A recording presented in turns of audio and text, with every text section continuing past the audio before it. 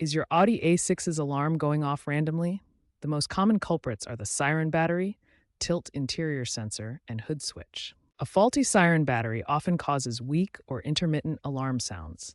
Test the battery voltage, which should be around 3 to 6 volts, and consider replacement. The tilt interior sensor can trigger false alarms if misaligned due to impacts or age. Recalibration using dealer software like VCDS is crucial. Check the hood switch for corrosion or wiring faults, especially in high salt environments.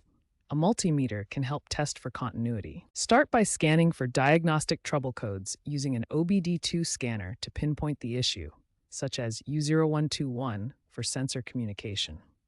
Always disconnect the car battery to prevent accidental alarm activation during diagnostics and repairs. For a depleted Siren battery, replace it with an Audi-specific part to avoid compatibility issues and potential short circuits.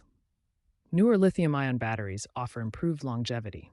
If the tilt or interior sensor is causing problems, recalibrate it using VCDS software to adjust sensitivity settings and prevent false positives. A cracked or damaged sensor will need replacement.